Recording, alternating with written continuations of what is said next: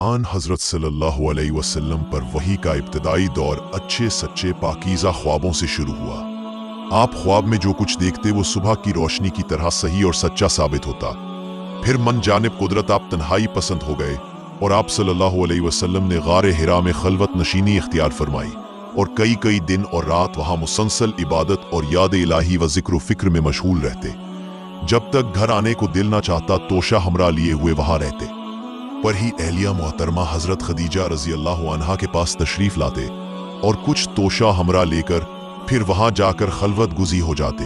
यही तरीका जारी रहा यहां तक कि आप पर हक मुनकशिफ हो गया और आप गारे हिरा ही में क़याम पजीर थे कि अचानक हजरत जिब्रील अलैहिस्सलाम आपके पास हाजिर हुए और कहने लगे कि ए मोहम्मद पढ़ो।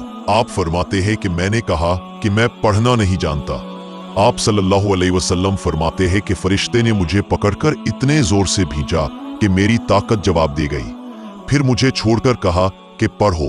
मैंने फिर वही जवाब दिया कि मैं पढ़ा हुआ नहीं हूं। इस फरिश्ते ने मुझको निहायत ही जोर से भींचा कि मुझको सख्त तकलीफ महसूस हुई। फिर उसने कहा कि पढ़।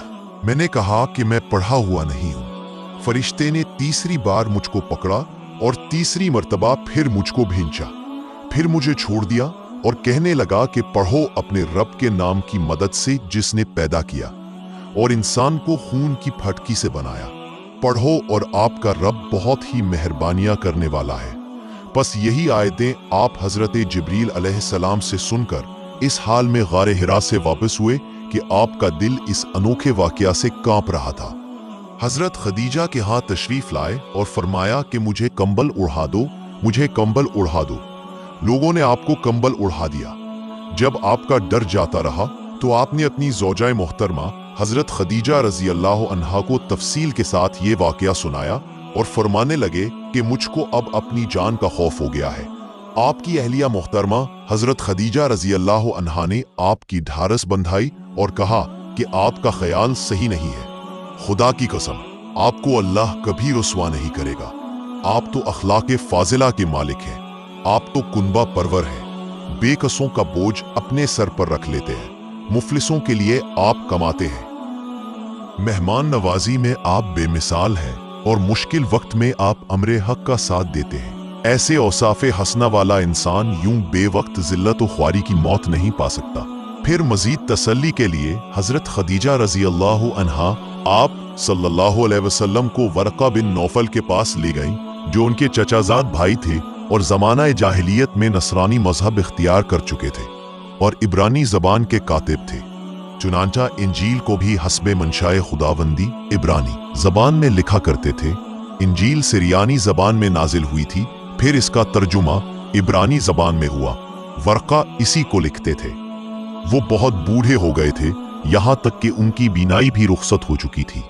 हजरत खदीजा रजी अल्लाह अन्हा ने उनके सामने आपके हालात बयान किए और कहा कि ए चचाजाद भाई, अपने भतीजे मोहम्मद सल्लल्लाहु अलैहि वसल्लम की ज़बानी ज़रा उनकी कैफियत सुन लीजिए।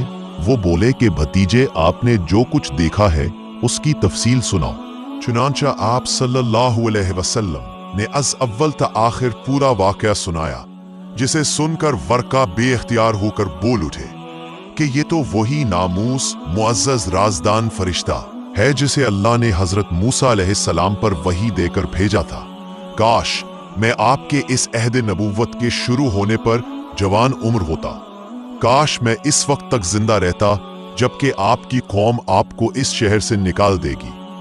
रसूल करीम सल्लल्लाहु अलैहि वसल्लम ने यह सुनकर ताज्जुब से पूछा कि क्या वो लोग मुझको निकाल देंगे, हालांकि मैं तो उनमें सादिक व अमीन व मकबूल हूं।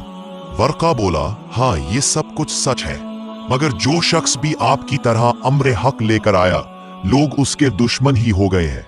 अगर मुझे आपकी नबुव्वत का वो जमाना मिल जाए तो मैं आपकी पूरी मदद करूंगा। मगर वरका कुछ दिनों के बाद इंतकाल कर गए। फिर कुछ अरसा तक वही की आमद मौकूफ रही।